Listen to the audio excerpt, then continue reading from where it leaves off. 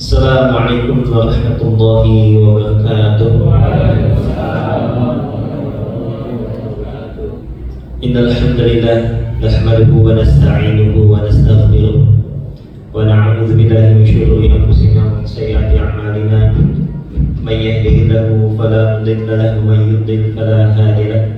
Asyhadu la ilaha illallah wahdahu la syarika lahu wa asyhadu anna Muhammadan 'abduhu wa rasuluhu wa la nabiyya ba'da. Allahumma shalli wa sallim ala nabiyyina wa habibina wa syafi'ina wa imamuna wa qudwatuna Rasulullah Muhammad sallallahu alaihi wasallam wa ala alihi wa sahbihi wa man tabi'ahum bi ihsan ila yaumil qiyamah.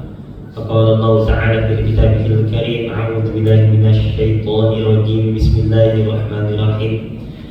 Ya ayyuhalladzina amanu kutiba 'alaikumus shayamu kama kutiba 'alal ladzina min qablikum la'allakum tattaqun. Alhamdulillah, kita panjatkan puji dan syukur kepada Allah Azza wa Jalla atas segala macam kenikmatan dan kebaikan yang Allah masih titipkan kepada kita semua, sehingga Allah Subhanahu wa Ta'ala kumpulkan kita semua di dalam salah satu bulan yang paling mulia dari seluruh bulan yang Allah ciptakan. Allah kumpulkan kita semua dalam satu malam, di mana malam ini adalah malam yang terbaik dalam kehidupan kita. Allah kumpulkan kita semua dalam salah satu rangkaian terbaik di tempat yang terbaik. Semoga semua kebaikan yang berkumpul dalam satu waktu ini menandakan bahwasanya kita semua adalah hamba-hamba Allah yang selalu Allah pilih dalam kebaikan dan ketaatan. Alhamdulillah, kita sudah masuk puasa ke kelima atau enam? Lima. Apa ada yang 10? Baik. Alhamdulillah, kita sudah masuk puasa kelima atau keenam dalam salah satu rangkaian kebaikan yang Allah paksakan kepada kita semua, di mana Allah memaksa diri kita, memaksa tubuh kita untuk betul-betul kembali taat kepada Allah Subhanahu wa Ta'ala. Seakan Allah Subhanahu wa Ta'ala tidak ingin, tidak rela setiap waktu 12 bulan yang Allah sediakan untuk kita habiskan semuanya untuk kelalaian, sehingga Allah Subhanahu wa Ta'ala sediakan 1 bulan dengan penuh ampunan dan kita semua disampaikan pada bulan ini. Maka tak ada satupun kalimat yang dapat menggambarkan kegembiraan hati seorang yang beriman kecuali kalimat tahmid kepada Allah Subhanahu wa Ta'ala. Hadirin jamaah salat sunnah tarawih yang dirahmati Allah Subhanahu wa Ta'ala, puasa terkhusus puasa di bulan Ramadan adalah salah satu rangkaian ibadah yang sangat luar biasa. Mungkin kita menganggap ini luar biasa karena memang sudah menjadi bagian dari rutinitas kita pada umumnya. Karena sering menjadi rutinitas, seringkali kita abai dan menganggap ini hanya sebagai sebuah tradisi, sehingga kita lupa bahwa mereka yang bisa sampai pada titik ini adalah mereka yang memang Allah pilih dalam kebaikan. Kebesaran puasa terkhusus di bulan Ramadan itu adalah Allah Subhanahu wa Ta'ala sendiri yang mengabarkan tentang kebesarannya. Buktinya apa Ustaz? Buktinya dari 5 rukun Islam. Apa saja Pak rukun Islam? Syahadat, sholat, zakat, puasa, haji. Betul Bu? Dari semua rangkaian rukun Islam, namanya rukun Islam berarti kalau kita kembali sebelum rukun ini selesai berarti keislaman kita belum sempurna. Semoga kita semua dapat menyelesaikan rukun ini ya. Rukun sholat, kata Nabi SAW, barang siapa dia sholat berjamaah maka dia mendapatkan pahala 25 sampai 27 derajat. Betul ya? Kalau dia melakukan zakat atau sedekah, balasannya apa? Atau Allah Subhanahu wa taala, "Man jaa'a bil hasanati falahu asyru amsalih." Kalau dia ngasih 1, balasannya 10 atau 700 atau bilangan yang tak terhingga. Haji umroh disebutkan bilangannya secara tersurat. Secara tersurat sangat Allah jelaskan, kalau kamu melakukan amal ini balasannya ini. Kamu melakukan amalan ini balasannya ini. Kamu melakukan amalan ini balasannya ini. Tapi ketika berbicara pahala puasa, Nabi Shallallahu Alaihi Wasallam mengatakan, Allah Subhanahu Wa Taala berfirman dalam hadis qudsi, "Kullu amalin bani Adam illa shiyam fa inni wa ana ajzi." Jadi ketika berbicara pahala puasa, ternyata Allah sendiri yang mengatakan semua amal solid, amal perbuatan, semua kebaikan yang kita lakukan itu ada balasannya. Sholat ada balasannya, zakat ada balasannya, dijelaskan dengan detail dengan kata-kata. Tapi ketika bicara puasa, kata Allah, aku yang akan membalasnya. Itu menandakan apa? Itu menandakan bahwasanya puasa itu bukan ibadah yang main-main. Dia mempunyai keistimewaan, satu tempat tersendiri di sisi Allah Subhanahu wa taala.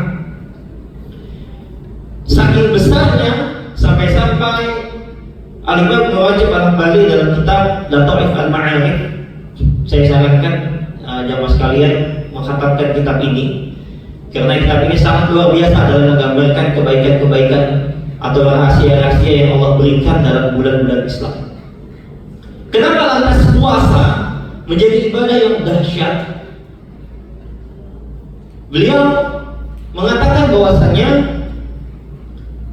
kenapa lantas puasa ini menjadi spesial? Karena puasa ini secara umum adalah adalah ibadah yang ketika kita melakukan secara umum kita terlepas dari ibadah riya.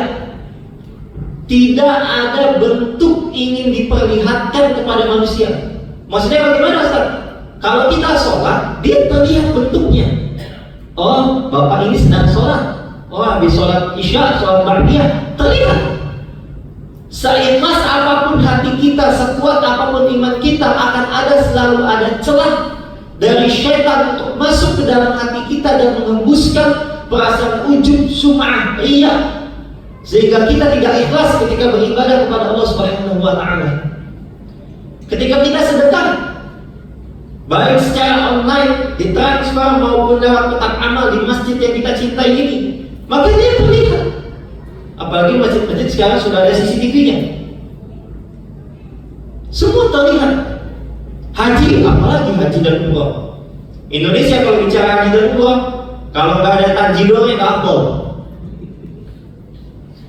Pasti terlihat heboh. Tapi ketika bicara puasa, siapa yang dapat melihat kita ini puasa atau tidak? Siapa yang bisa melihat? Oh Ustaz, badan dia lemes lagi puasa. Ditanya, Pak, lemes banget lagi puasa? Enggak, belum bayar utang. Gak ada yang tahu. Maka ketika bicara puasa, kata para ulama, dia adalah ibadah yang secara umum dia terbebas dari sifat riya. Semua orang bisa lemes, semua orang bisa lesu, tapi tidak semua lemas dan lesunya karena Allah Subhanahu wa taala. Yang kedua, kata para ulama, kenapa lantas puasa ini spesial? Karena puasa ini adalah satu-satunya ibadah di mana dia adalah ibadah yang menahan. Maksudnya bagaimana, Ustaz? Kalau bagi teman-teman yang sudah belajar tentang usul fiqh atau fikih, ibadah itu kan sesuatu yang dibebankan, dia diwajibkan. Dibebankan itu berarti dari atas ke bawah, otomatis dia membutuhkan kekuatan. Makanya kalau dalam fikih yang melaksanakan ibadah pasti ada syaratnya. Syarat dia menjadi wajib. Salah satunya dia sudah balik, dia sudah paham, dia sudah ada kekuatan, baru dia dibebankan. Tapi puasa dia bukan ibadah yang dibebankan. Maksudnya bagaimana, Ustaz? Dalam puasa, dalam kehidupan kita, hal-hal yang tadinya mubah, bahkan berpahala, pas lagi puasa tiba-tiba menjadi haram. Maksudnya bagaimana? Makan boleh atau tidak? Boleh. Minum boleh atau tidak? Boleh. Tapi ketika puasa itu menjadi haram. Hubungan ibadah suami dengan istrinya boleh atau tidak? Boleh.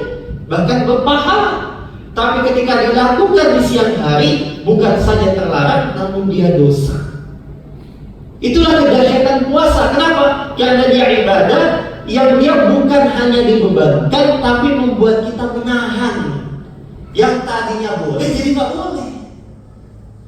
Dan itulah hakikat dari takwa. Apa takwa? Takwa itu bukan hanya melakukan apa yang Allah perintahkan, tapi juga melakukan apa yang Allah larang dalam kehidupan kita. Kita melakukan apa yang Allah perintahkan, apa? Salat, zakat, haji, sedekah. Dan Allah perintahkan kita juga untuk menjauhi apa yang Allah larang. Apa itu larang? Melakukan hubungan suami istri, makan ketika puasa. Disitulah kedahsyatan puasa. Karena kita dipaksa oleh Allah Subhanahu wa Ta'ala untuk menjadi baik. Allah memaksa diri kita untuk menjadi hamba-hamba yang saleh.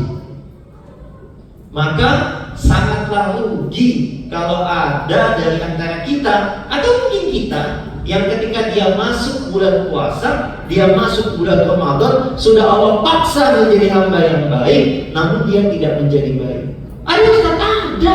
Lalu sendiri Nabi yang mengatakan, "Rubba sha'imin hafzuhu min syi'amil ju'i wal 'atsh." Ada nanti umat Rasulullah SAW pas dia lagi puasa, dia nggak dapat apa-apa, padahal di dalamnya ada ampunan. Dia nggak dapat apa-apa, padahal di dalamnya ada rahmat. Siapa saja Ustaz hamba-hamba disebut golongan tersebut siapa saja? Insya Allah nanti akan kita bahas pada kajian Ramadan yang akan datang. Sebenarnya tujuannya supaya pada datang kajian aja ya. Karena kalau dihabisin sekarang nanti nggak datang kajian. Ya, Insya Allah kita akan membahasnya pada kajian rutin di bulan Ramadan yang akan datang. Insya Allah pada hari Sabtu dan Ahad di pekan ini. Mungkin itu saja yang bisa kami sampaikan. Kemudian mohon maaf. Assalamualaikum warahmatullahi wabarakatuh.